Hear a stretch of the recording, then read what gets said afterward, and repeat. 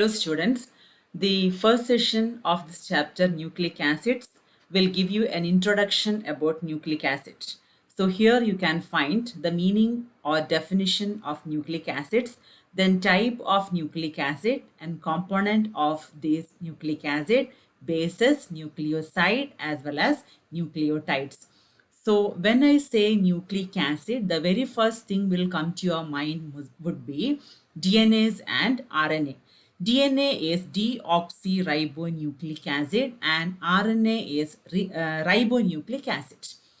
So what are the functions of this DNA and RNA mainly? They are responsible for storage and transmission of genetic information. These nucleic acids are responsible for storage and transmission of genetic information. So we can define nucleic acid as a vital component of living system responsible for the storage and transmission of genetic information. Nucleic acids are an important component of living system which are responsible for the storage and transmission of genetic information. They are initially isolated from cell nuclei and it was found that they occur both in nucleus and cytosol of cells. Both part of the cell they are found, which is nucleus as well as cytosol. The main two type of nucleic acids are, as I just now mentioned, DNA and RNA. The complete expansion of DNA is very familiar to you, which is deoxyribonucleic acid, and RNA is ribonucleic acid. Now, which are the components of this nucleic acid? How this nucleic acid is made up of? What are the components in that? Nucleic acid on complete hydrolysis, we get different type of components, which are nitrogenous base. One main component is nitrogenous base. Then one sugar. That sugar will be a pentose sugar, ribose or deoxyribose, and phosphoric acid. These are the three components of nucleic acid. Nucleic acid is again a polymer just like protein and lipids and all. So here again nucleic acid on complete hydrolysis, it is catalyzed by acid or base or specific enzyme, break down into three characteristic components, namely heterocyclic nitrogenous base. The basis nitrogenous base will be heterocyclic, and sugar and phosphoric acid. This sugar will be a pentose sugar. We'll see the component that is heterocyclic nitrogenous bases. These bases again are of two types. One is purines and other one will be pyrimidine bases. So there are two type of classes for this heterocyclic nitrogenous base. One is purine base and other one is pyrimidine bases.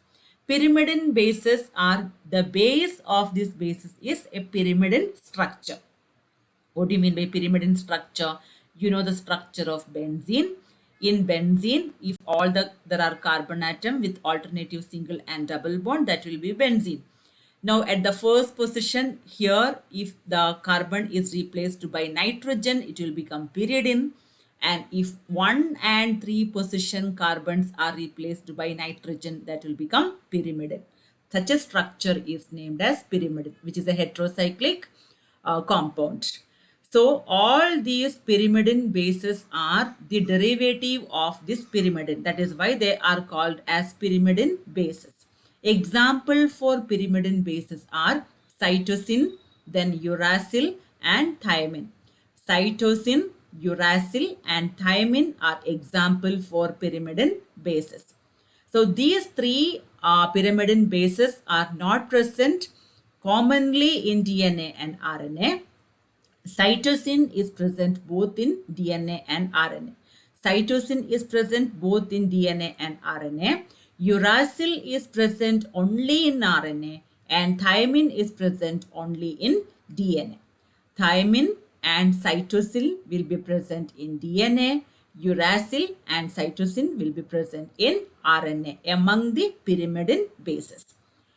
But each RNA strand and DNA strand will be made up of 4 bases.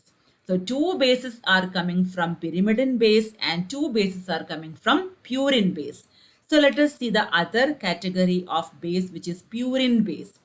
Purine bases are two in numbers. They are two, that is adenine and guanine, which are common in both DNA and RNA.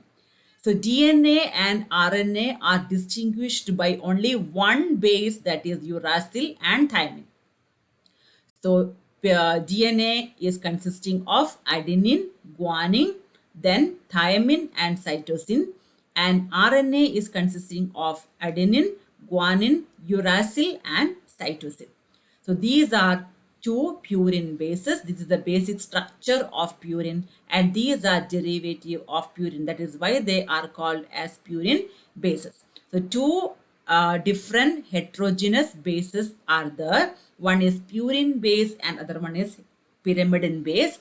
Two purine bases are there, adenine and guanine, and three pyrimidine bases are the uracil, cytosine and thymine.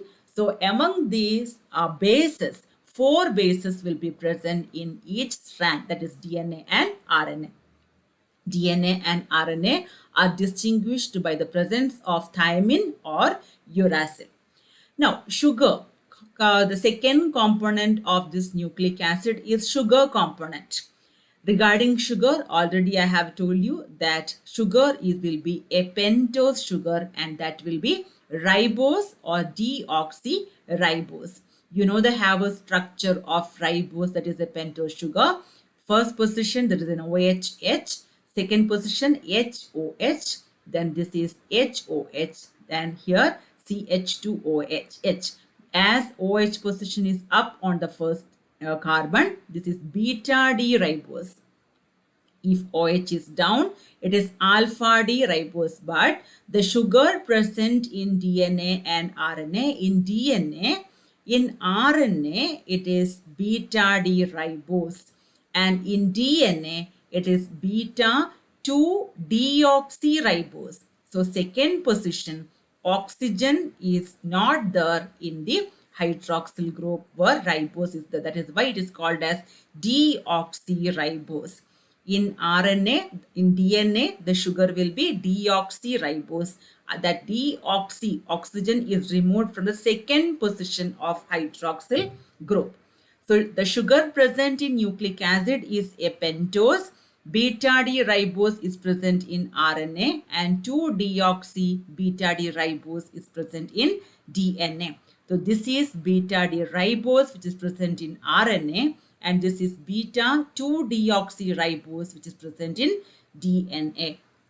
The third component is phosphoric acid, which is present in nucleotides only. So the combination of a heterogeneous base and sugar will give you a nucleoside. This nucleoside will combine with a phosphoric acid to form a nucleotide. So phosphoric acid component is present only in nucleotide. Structure of phosphoric acid is very familiar. This is phosphoric acid and this is phosphate group. You can find this in nucleotides. In nucleotide, from the nucleoside, a hydroxyl group will be combining with phosphoric acid to form phosphate. Nucleosides, when one of the purine and pyrimidine bases is attached to either beta-D ribose or 2-deoxy-beta-D ribose, the compound formed is nucleoside. That is a heterogeneous base when combined with a sugar unit, that is ribose or deoxyribose, it will become a nucleoside. A nitrogen atom of the base is bounded by a nitrogen glycosidic linkage to carbon 1 of ribose or deoxyribose. This is a general structure of this ribonucleoside. At the first position, there is an OH for ribose.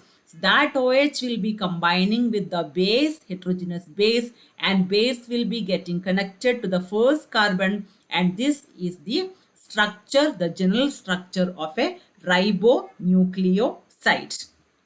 Example, if adenine is getting connected, if adenine is getting attached the first position, this will become adenosine. This is ribose. So So ribose combining with adenine will give you an adenosine, which is a nucleoside. When guanine is combining with a ribose, this will become guanosine. And when cytosine is combining with a ribose, it will become cytidine. And when uracil is combining with a ribose unit, this will become uridine. These are the four nucleosides present in RNA: adenosine, guanosine, cytidine, and uridine. Whereas in the case of DNA, the sugar unit will be deoxyribose, and for this deoxyribose, when a base is attached, it will become 2-deoxyribonucleosides. 2-deoxyribonucleoside is the this is a general structure of this 2-deoxyribonucleoside, and we know the bases which are allowed for this DNA are adenine, guanine, thymine, and cytosine. So here, when adenine is combining with this deoxyribose, then we get 2-deoxyadenosine. And guanine, when combining with this deoxyribose, we get deoxyguanosine. Then when cytosine is combining with this deoxyribose, we get deoxycytidine. And when thymine is combining with this deoxyribose, we get deoxythymidine. Here it should be HH, and HH, that is a deoxyribose structure. Both should be H, otherwise it will become ribose. Now, when these nucleosides are combining with phosphoric acid, we get nucleotides. Nucleotides are phosphoric acid esters of nucleoside, in which phosphoric acid is esterified to one of the hydroxyl group of the pentose sugar. Normally, the esterification takes place at C3 and C5 of the sugar unit. So this is our nucleosides. So at this fifth position, pentose sugar, the maximum carbon will be 5 carbon. At the fifth position, when the phosphoric acid is combining and getting esterified, a phosphate group will be attached to that carbon, and this will become a nucleotide. This is the general structure of a ribonucleotide, as the sugar is a ribose. So as an example, uridylic acid. This is uridylic acid. Then adenylic acid. When adenine is combining with a ribose and which is combining with a phosphoric acid, the entire nucleotide is termed as adenylic acid, or AMP, or adenosine monophosphate. AMP is adenosine monophosphate.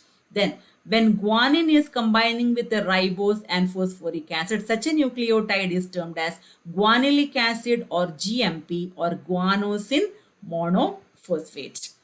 The same thing we can write the structure in the case of deoxyribonucleotides also, but the sugar will be deoxyribose. A base will be connected to the first carbon, and phosphate group will be esterified at the fifth carbon. So this is the general structure of 2-deoxyribonucleotides. So here again we can write different structure for deoxyadenosine monophosphate, when adenine is combining with a deoxyribose and getting esterified at the fifth position by phosphoric acid, 2-deoxyadenosine 5-monophosphate. Here again, this is about guanine. So 2-deoxyguanosine monophosphate. This is 2-deoxycytosine monophosphate when cytosine is combining, and when thymine is combining, 2-deoxythymidine 5-monophosphate. So in this session, we have seen the meaning of nucleic acid, then type of nucleic acid, component of nucleic acid, bases, nucleotides, and nucleosides.